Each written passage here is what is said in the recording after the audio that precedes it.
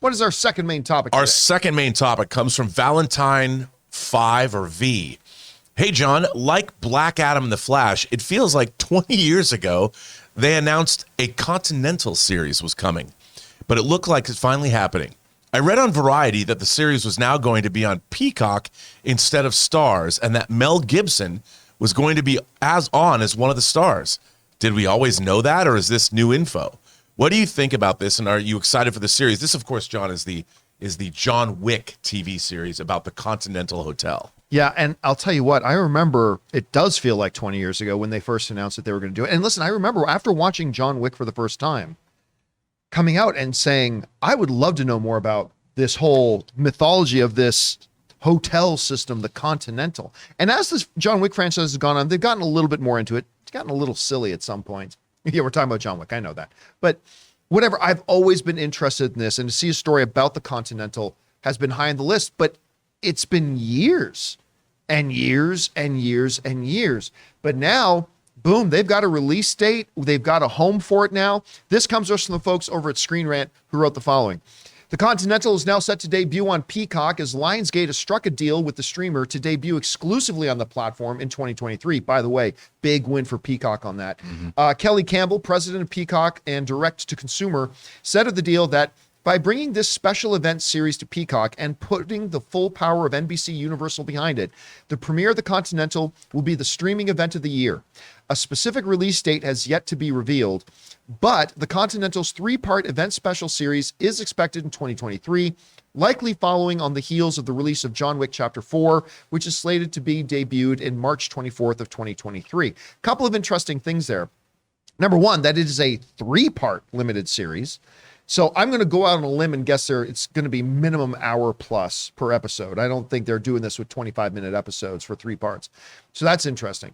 Number two, that we do have a 2023 release. I think they're right. It's probably, they're saying it'll be on the heels of John Wick 4. I wouldn't be surprised if they released it in like a February of 2024 to help promote John Wick 4 rather than using John Wick 4 to help promote the series. But we'll see which way they're going to go on this. Now, it's not going to have Ian McShane, but rather somebody playing a younger version of Ian McShane. So we know it's going to be set a little bit in the past. Mel Gibson is going to be one of the stars of the series, which I won't lie to you. I'm actually very intrigued by that. So that's pretty interesting to me. Listen, I've been wanting this series ever since the first John Wick came out. I'm excited about this. It's now tangible. We finally got at least a release window for it, for when it's going to come out. I think this is great. Christian, I know you've been a John Wick fan. Like, what do you think about Continental? Brilliant idea. And I think that, so I've been pretty vocal in that I think a lot of times movies that are made movies could benefit on being a television show instead because of the development of characters.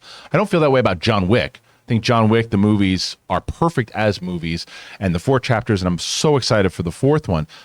But the idea of the Continental and the inner workings and how that came to be, that is made for television. That is made for television. The second they brought it up, I actually disagree in the fact that I think that they should put it after the movie comes out because I'm not saying they should. I'm just saying I won't be surprised if they did. Sure. I think the only reason that they might do it afterwards is because if this was a first movie of John Wick, then I would say, you might need the show to help promote it. That's true. But this is a 4th movie in the franchise. People are excited. A successful franchise. Yes, a successful franchise that people are pumped about. So they might need the movie to promote the show more. That's a good point. So I think that this is a great idea. It's Peacock, as you said. Big win for them. Yeah. And this is a show that is a very highly anticipated show on my list. And by the way, I don't think it's hyperbole when she said this could be the streaming event of the year. I mean, people have fallen in love with John Wick. Rob, you hear about this? What do you think? Well, I think it's a great idea. Like Christian said, I mean, who doesn't love, one of the great things about the first John Wick movie is it could have just been a revenge fantasy. But when they bring you into the world of the Continental suddenly changed what you were watching. And created this mythology and this long-standing with their rules and things that you couldn't do. The high table and all that. The high table and all that. It was one of the most fascinating things about the John Wick movies, and we've seen that there's a network of these things around the world. And I love this idea, and because they're making John Wick 4, they probably availed themselves of using the sets or maybe shooting concurrently or something, or even having some kind of crossover somehow. I think it's a great idea, and it's a long time coming, and having, if Mel Gibson plays an assassin or plays an Ian McShane type character, I'm all for that because I'm a huge Mel Gibson fan. And I just think everything about this sounds great. Bring it on. Guys, question is for you. What do you think about this? We now finally have a release window for the Continental series. We got a little bit more information about it.